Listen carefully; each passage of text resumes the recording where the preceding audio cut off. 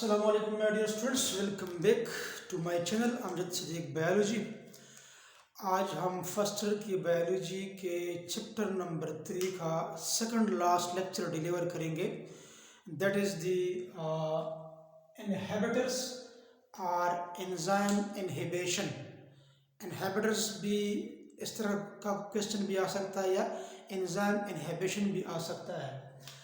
अब बेसिकली जो इनहिबिटर्स होते हैं, ये इनहिबिटर्स होते क्या हैं? इनहिबिटर नाम से भी ज़ाहिर है इनहिबिट करना। इनहिबिट मीन टू स्टॉप, मतलब किसी प्रोसेस को स्टॉप करना, किसी केमिकल रिएक्शन को स्टॉप करना, क्योंकि केमिकल रिएक्शंस लिविंग सेल्स में, लिविंग ऑर्गेनिज्म के बॉडी में एंजाइमेटिक होते हैं। इस तरह कि आपको पता है कि हर एक स्टेप कैटालाइज करता है बाय स्पेसिफिक और प्रॉपर एंजाइम। अब इसी एंजाइमेटिक एक्टिविटी को बॉडी के अंदर कौन इनहिबिट करता है? ज़रूर कुछ ऐसे केमिकल्स होंगे जिसके नतीजे में हमारे बॉडी के अंदर मुख्तलिफ़ किस्म के केमिकल रिएक्शन स्टॉप होंगे, इनहिबिट होंगे। तो हम इनहिबिटर को हम डिफाइन करते हैं कि these are the chemicals which inhibit the activity of enzymes partially or completely depending on the nature of inhibitor। मतलब ये एक ऐसे केमिकल्स होते हैं जो बॉडी के अंदर एंजाइमेटिक एक्टिविटी को पार्शली, मतलब पार्शली मीन्स कंप्लीट स्टॉप इसको नहीं करते, मतलब थोड़ा इसकी स्पीड को स्लो कर देते हैं, या पार्ट टाइम के लिए, कुछ वक्त के लिए एंजाइमेटिक एक्टिविटी को स्टॉप कर जाते हैं, बाद में वो एंजाइम फिर अपना एक्टिविटी शुरू कर जाते हैं। और कंप्लीटली या फिर कंप्लीट तौर पर जो है क्या हो जाता है, एंजाइमेटिक एक्टिविटी को स्टॉप किया जाता है, पार्शली और कंप्लीटली। और ये जो इनहिबिटर्स है, ये जो केमिकल्स है, ये नेचुरली भी हमारे बॉडी के अंदर पैदा होते रहते हैं। हमारे बॉडी के अंदर नेचुरली भी जो फिनोमेना होते हैं हमारे बॉडी के अंदर, ये एक्टिविटीज़ को स्टॉप भी करते हैं बॉडी के अंदर। और आर्टिफिशियली जो है ये इनहिबिटर जो होते हैं, ये हमारे बॉडी में जब आते हैं ये एंजाइमेटिक एक्टिविटी को स्टॉप करते हैं। हम डिस्कस करते हैं आगे कि कैसे इसको स्टॉप करते हैं। तो बेसिकली इनहिबिटर्स जो है इसके टू टाइप्स हैं, two types of inhibitors.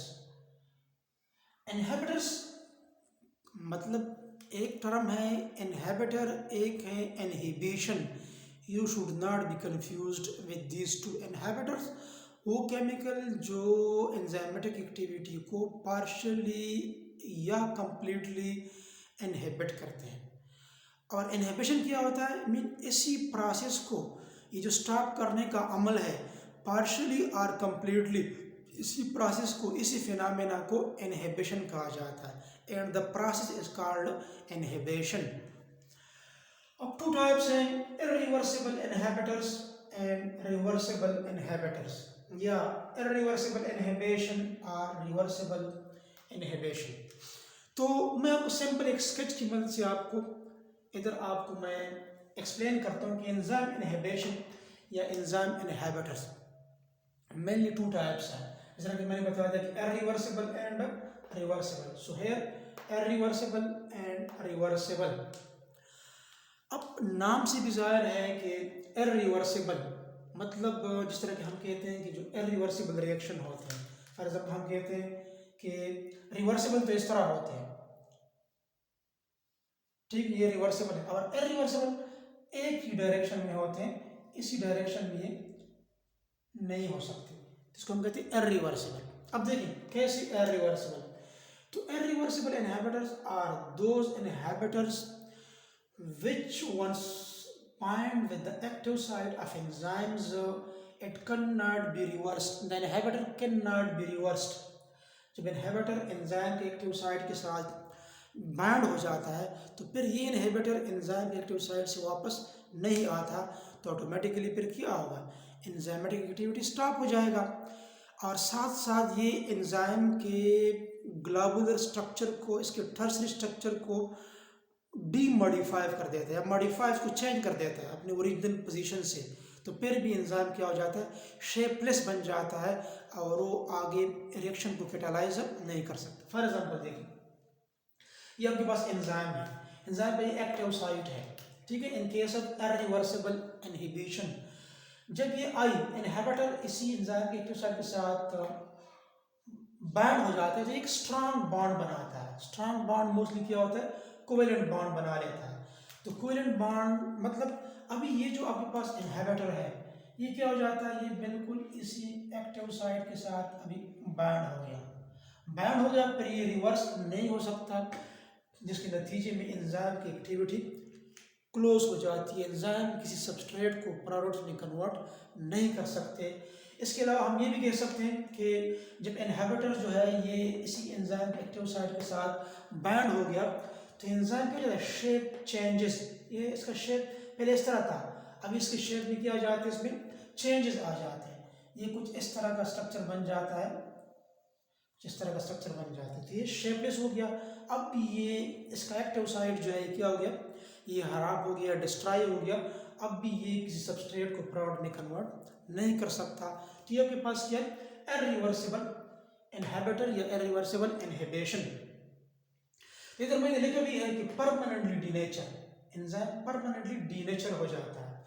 For example poison है, साइनाइड्स है, हेवी मेटल्स है, ठीक है, HGPB, इंसेक्टिसाइड, पेस्टिसाइड एटसेट्रा, ये सारे क्या, these are the examples of the irreversible inhibitors. Second आपके पास है रिवर्सिबल इनहिबिटर्स, ठीक है, जो टेम्पररी ब्लॉक करते हैं। इसके फर्दर फिर टू टाइप्स हैं जो हमने इधर एक्सप्लेन किया है। सेकंड रिवर्सिबल इनहिबिटर और इनहिबिशन। अब reversible means the type of inhibitors which cannot be reversed once the inhibitor binds with the active site of enzyme, it can be reversed back, ये दोबारा रिवर्स हो सकता है, तो इसको हम कहते हैं रिवर्सिबल। देखिए किस तरह, ये आपके पास एंजाइम है, फॉर एग्जांपल ये एंजाइम है, ये एंजाइम का एक्टिव साइट है, इसके साथ ये इनहिबिटर इस एक्टिव साइट के साथ बाइंड हो जाता है। बट इधर क्या है, इधर एक वीक बॉन्ड बना लेते हैं। वीक बॉन्ड कौन सा होता है, हाइड्रोजन बॉन्ड है, हाइड्रोफोबिक इंटरेक्शन है। इधर तो कोवेलेंट बॉन्ड था, स्ट्रांग बॉन्ड था, बट रिवर्सिबल में एक वीक बॉन्ड की मदद से क्या हो जाता है कि ये जो आपके पास इनहिबिटर है ये इसी एक्टिव साइट के साथ बाइंड हो जाता है। बट चूंकि ये रिवर्सिबल है, ये इनहिबिटर फॉर एग्जांपल इधर अगर ये अटैच हो गया किसी एक्टिव साइट के साथ तो फिर ये दोबारा वापस भी जा सकता है, वापस, क्योंकि वीक बॉन्ड है।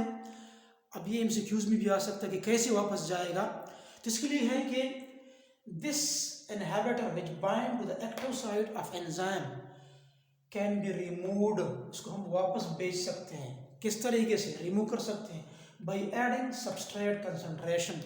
अगर हम फॉर एग्जांपल इधर आपके पास सबस्ट्रेट मॉलिक्यूल्स है, फॉर एग्जांपल इसी सबस्ट्रेट मॉलिक्यूल्स को हम बढ़ाएं तो फिर क्या हो जाएगा, ये इसी सबस्ट्रेट मॉलिक्यूल इसी इनहिबिटर को इधर से रिमूव कर लेगा, इसको प्रेशर एक्सर्ट करेगा, इसके नतीजे में ये इनहिबिटर रिमूव हो जाएगा और ये सबस्ट्रेट मॉलिक्यूल क्या हो जाएंगे, इसी एक्टिव साइट ऑफ एंजाइम के साथ बाइंड हो जाएंगे। तो by adding more and more substrates mean substrate concentration, this inhibitor can be removed from the active site of the enzyme. They are called reversible inhibitors.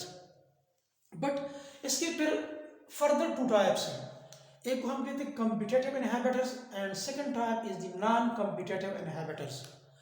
अब competitive inhibitors, ठीक है, इधर मैंने लिखा भी है कि रिवर्सिबल इनहिबिटर्स के टू टाइप्स हैं, ठीक है। एक आपके पास है कम्पिटेटिव इनहिबिटर्स के मैंने दो एग्जांपल दिए हैं, और आपके पास एक है नॉन कम्पिटेटिव इनहिबिटर्स, इसके भी मैंने दो एग्जांपल दिए हैं, क्योंकि एग्जांपल जो है ये भी ज़रूरी है बोर्ड में अच्छे नंबर लेने के लिए, या एमसीक्यूज में भी आ सकते हैं, ईटा में, एनएमडीकेट में, नीट में, इकेट में आ सकते हैं। तो देखें कम्पिटेटिव इनहिबिटर्स, अब देखिए ये अगर आप इसी लफ्ज़ को आप देखिए तो ये खुद बहुत आपको बताता है कि इसका मतलब क्या है। कम्पिटेटिव इनहिबिटर्स वो इनहिबिटर्स जो कंपटीशन में हिस्सा लेते हैं किसके साथ, सबस्ट्रेट के साथ। फॉर एग्जाम्पल देखिए, ये आपके पास आई, ये ब्लैक में इनहेबिटर को शो किया गया है। ये जो आपके पास ब्लू है ये एस है, सबस्ट्रेट, ये सबस्ट्रेट है।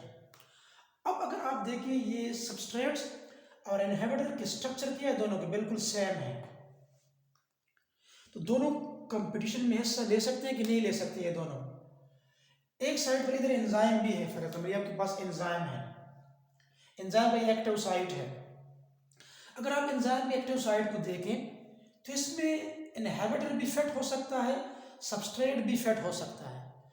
इसका मतलब ये है कि दोनों में स्ट्रक्चरल सिमिलरिटी है। किस में? सबस्ट्रेट और इनहिबिटर में स्ट्रक्चरल सिमिलरिटी है, जिसके नतीजे में दोनों में क्या है? कंपटीशन होगा for the active site of the enzyme. दोनों इधर बाइंड हो सकते हैं। तो हम डिफाइन कर सकते हैं कि competitive inhibitors are those inhibitors which have structural similarity with substrate molecules for the active site of enzyme. Enzyme का active site है, this is the active site, it is called competitive inhibitors.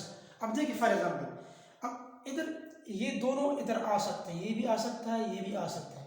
For example देखिए इधर आपके पास inhibitor जो है इधर आ गया, ठीक है, इनहिबिटर ने इसको ऑक्युपाई कर दिया, इस एक्टिव साइट ऑफ एंजाइम को, ठीक है।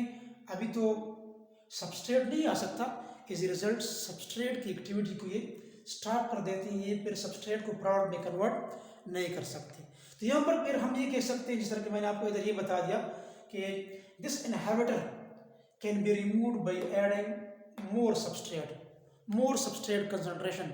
ज़्यादा सबस्ट्रेट कंसंट्रेशन से फिर आप इसी सबस्ट्रेट को आप रिमूव कर सकते हैं, सबस्ट्रेट बाइंड हो सकता है और ये प्रोडक्ट में कन्वर्ट हो सकता है। So this is called basically the competitive inhibitors. अब इसके मैंने आपको दो एग्जांपल दिए हैं कम्पिटिटिव के। एक है sulphonamide, an antibacterial drug. Sulphonamide एक एंटीबैक्टीरियल ड्रग है, मीन एक एंटीबायोटिक है, ठीक है। इसकी स्ट्रक्चर सिमिलरिटी है पाबा से, पाबा पेरा अमीनो बेंजोइक एसिड। पाबा का मतलब क्या है? पेरा अमीनो बेंजोइक एसिड, पाबा। इधर मैं आपको लिखिए, पाबा एक सबस्ट्रेट है, पेरा अमीनो बेंजोइक एसिड। ये आपके पास एक क्या, आपके पास एक सबस्ट्रेट मॉलिक्यूल है आपके पास, ठीक है। अब दोनों में स्ट्रक्चरल सिमिलरिटी है। फॉर एग्जांपल ये आपके पास जो इनहिबिटर है, ये आपके पास क्या है? ये बेसिकली आई सल्फोनामाइड, ये आपके पास क्या है? ये एक इनहिबिटर है। और पाबा ये पेरा अमीनो बेंजोइक एसिड, ये आपके पास एक सबस्ट्रेट मॉलिक्यूल है। तो दोनों में स्ट्रक्चरल सिमिलरिटी है, ठीक है। बाकी तो आपको मैंने बता दिया। बट पाबा जो होता है, पेरा अमीनो बेंजोइक एसिड, बेसिकली ये क्या है? ये बैक्टीरिया जो होता है, बैक्टीरियल एंजाइम जो होते हैं, इसको इस्तेमाल करते हैं। इसको कौन इस्तेमाल करता है? इसको बैक्टीरिया। इसको बैक्टीरियल एंजाइम जो होते हैं इसी पेरा अमीनो बेंजोइक एसिड को इस्तेमाल करते हैं। और इससे क्या बनाते हैं? इससे फोलिक एसिड बनाते हैं। फोलिक एसिड ये बेसिकली क्या है? एक इम्पॉर्टेंट, ये एक इम्पॉर्टेंट एंजाइम कोफैक्टर है। फोलिक एसिड बेसिकली क्या है? इम्पॉर्टेंट एंजाइम कोफैक्टर है, एमसीक्यू पॉइंट ऑफ व्यू से इम्पॉर्टेंट है। तो इसका मतलब ये है कि बैक्टीरिया जो है इसी पेरा अमीनो बेंजोइक एसिड से फोलिक एसिड बनाता है। लेकिन अगर इसी सबस्ट्रेट, इसी पेरा अमीनो बेंजोइक एसिड की जगह पर ये इनहिबिटर आ जाए, सल्फोनामाइड जो कि एंटीबैक्टीरियल ड्रग है, मीन एक एंटीबायोटिक है, अगर ये फॉर एग्जांपल ये इनहिबिटर जो इधर आ जाए, तो फिर तो ये पेरा जो है, ये जो आपके पास पाबा है, ये तो फिर इधर बाइंड नहीं हो सकता और बैक्टीरिया जो है वो फोलिक एसिड को नहीं बना सकता। तो क्या है? ये सल्फोनामाइड बेसिकली क्या है? इनहिबिटर है इसके लिए, ठीक है। दूसरा एग्जांपल मैंने दिया है सक्सिलिक एसिड, जो कि एक एस मीन सबस्ट्रेट है। इसकी स्ट्रक्चरल सिमिलरिटी है मेलोनिक एसिड के साथ, आई एक इनहिबिटर है। दोनों में स्ट्रक्चरल सिमिलरिटी है, कम्पिटिटिव इनहिबिशन की एग्जांपल है। बट एंजाइम आपके पास क्या है? Succinate dehydrogenase imine enzyme. ये आपके पास क्या है, ये आपके पास एक एंजाइम है सक्सीनेट डिहाइड्रोजनेज। फॉर एग्जांपल ये आपके पास सक्सीनेट डिहाइड्रोजनेज एंजाइम है, इसका सबस्ट्रेट क्या है, ये सक्सीनिक एसिड है, और मेलानिक एसिड ये एक इनहिबिटर है, मेलानिक एसिड। अगर फॉर एग्जांपल आपके पास क्या हो जाए, इसी सक्सीनेट की जगह पर ये मेलानिक एसिड जो कि इनहिबिटर है एंजाइम के एक्टिव साइट के साथ बाइंड हो जाए, तो फिर क्या होगा, आपके पास ये जो सक्सीनिक एसिड है ये प्रोडक्ट्स में कन्वर्ट नहीं होगा। सो ठीक है, ये दो जो मैंने एग्जांपल दिए ये बेसिकली कम्पिटिटिव इनहिबिटर्स की एग्जांपल है, कम्पिटिटिव इनहिबिशन की एग्जांपल है। सेकंड जो टाइप है रिवर्सिबल की, है नॉन कम्पिटिटिव इनहिबिटर्स।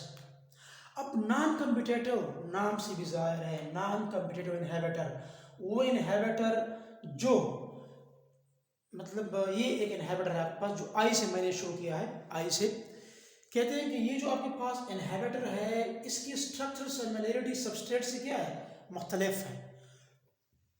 आपको नजर आ रहा है कि ये सबस्ट्रेट है, ये आपके पास इनहिबिटर है, दोनों के स्ट्रक्चर क्या है, मुख्तलिफ है। ठीक है, तो क्या हो गया, दोनों के दरमियान में कंपटीशन हो सकता है, नहीं हो सकता। ठीक है, बट अगर आप एंजाइम को देखें, एंजाइम में जो एक्टिव साइट है ये इसी सबस्ट्रेट के लिए बिल्कुल फिट है। मतलब अगर आप इसी एंजाइम के एक्टिव साइट को देख ले तो ये बिल्कुल इस सबस्ट्रेट के लिए फिट है।